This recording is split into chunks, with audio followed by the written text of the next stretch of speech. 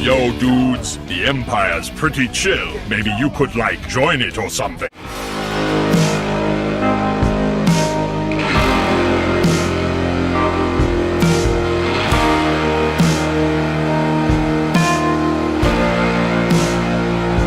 Hey everyone, Lucamus Prime here. So, it is time for another episode of a movie that didn't need a sequel. And in today's video, I'm going to be covering this time an example of a Disney animated movie which I think did not need a sequel and was better off staying as a standalone movie. And this is a film released in a post-Renaissance era of Disney, an era which I really do miss. And it's also one of my favourite Disney films of all time, which I think is also very underrated and just absolutely amazing. And that is, of course, none other than Atlantis, The Lost Empire. So, you guys are probably going to be asking me, what do I think of this film? Well, I saw this film, I think it was a couple of years ago now, or maybe last year or so, but whatever. And I absolutely loved this movie. I thought it was absolutely amazing and just a lot of fun to watch. And the main character, Milo Thatch, is my favourite voice of all time from Michael J. Fox. Hope he's doing well nowadays, because he's a very likeable character and just a great character to watch his story be told. Just a really great character with many great supporting characters in this as well, voiced by great actors. So I definitely, of course, love Kida, who is, of course, the female character, and his love interest, voiced by Cree Summer. Cree Summer, in my opinion, is a very underrated voice actress, and she's very talented, and she was great in this movie. And I definitely, as well, loved the legendary Leonard Nimoy. May he live long and prosper as her father, the king. Definitely gave an amazing vocal performance in this, just amazing, and rest in peace, Leonard Nimoy.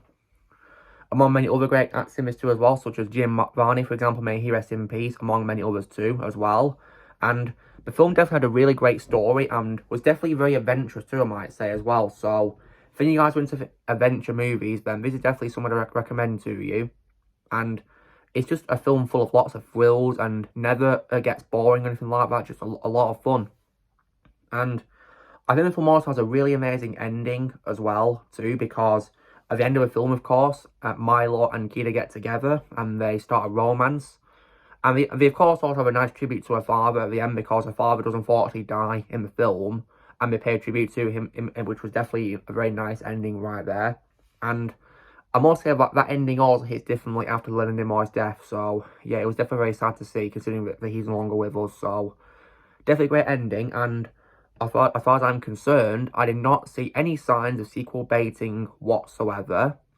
However, despite this, we unfortunately got a sequel somehow. And I say somehow because this film unfortunately didn't really do very well in terms of earning money. So this meant a sequel was unlikely. But instead, they actually made a sequel using episodes of a cancelled TV show that never happened. And that film, of course, was none other than Atlantis, Milo's Return.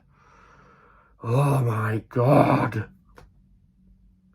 Compared to this film, which I absolutely love, I personally think the sequel absolutely sucked and was just absolutely terrible. Now, if you guys ask me if there's anything good about it, well, the cast who come out to surprise their roles, they do the best what they're given, especially Cree Summer, I might say, among others too as well. And I can accept Stephen Barr voicing Jim Varney's character in this, because unfortunately we lost Jim Varney, so rest in peace to Jim. But of course we lost Jim way too soon, so rest in peace to Jim. And of course, and so when it comes to Stephen Barr voicing his character, I didn't mind, because he did provide the one line that Jim Varney couldn't record in the first movies, is when it comes to the character's last line of that movie. And however, though, when it comes to Milo, while he is still a likeable character, in this film at least, he's unfortunately not voiced by Michael J. Fox, although I might say that Michael J. Fox probably did the right thing not returning, because he definitely dodged a bullet, because this film, in my opinion, was trash. So, he's instead voiced by James Arnold Taylor, and personally, guys, I unfortunately regard Milo as my least favourite role of James Arnold Taylor, because, in my opinion, he cannot do an impression of Michael J. Fox. Because it literally just sounds like his normal voice when he's playing Milo, in my opinion. I mean, he's a great voice actor, guys. My favourite role of his is Obi-Wan Kenobi in Star Wars, but I really do feel that he was a miscast as Milo, and if they really wanted to sound alike with Michael J. Fox, then I'd have recommended David Kaufman, who's voiced Michael J. Fox's characters like Stuart Little and Marty McFly, Or maybe even AJ Lucchese, who did a voice for Back to the Future Telltale game. They could have got him too, who maybe, but no, they didn't get a good sound alike for the character, I'm afraid, which really sucked. And as well as that, in my opinion, the story was really boring as well. Nowhere near as thrilling or as exciting as this movie's story, in my opinion.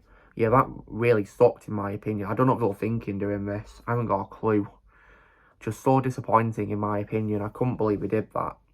I was really let down by this sequel. It was really boring. And you can also tell it was definitely made for television because compared to the gorgeous animation in this first movie, the animation in this sequel is just so cheap and terrible.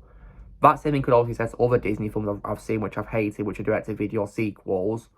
For example, Mulan 2 and Hunchback of Notre Dame 2. Those two sequels, in my opinion, had trash visuals. And the same thing also applies to Brother Bear 2 as well, which I also hated too. Oh my god.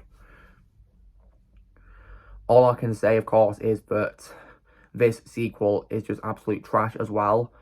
Might not be the all-time worst Disney sequel I've seen because of those few redeeming qualities I mentioned, but just terrible in my opinion.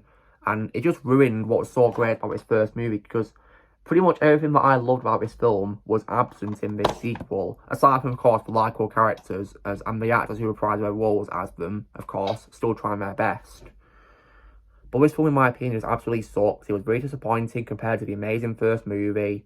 And after seeing it, there was no way of going to own it at all because I saw it via streaming and I thought it was rubbish, in my opinion. And I'm never going to own it. So, the only time I watched it was when I rented it on Sky to watch. And that was it. I'm never going to see it again unless I'm doing a trash talk of it. I will only ever own this Blu-ray of the film that I got. And I'll keep rewatching the one and only Atlantis film there is, as far as I'm concerned. There can only be one. And I really hope we don't do a live-action remake. If you do that, I'm going to go mad. Because some things are better off being on their own. And if you do a remake of them, you're going to ruin their legacy. So, all I know is I am not going to see that remake if they do. I'm only going to watch this. Just this alone. So, yeah.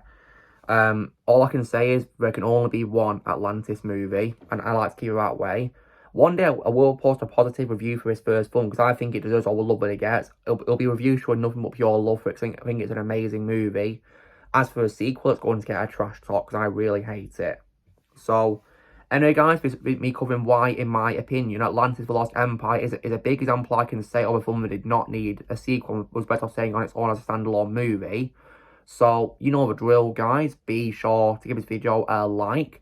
Also, be sure to tell us in the comments what you guys think about Atlantis: The Lost Empire. If you've seen it, what do you think in the comments below?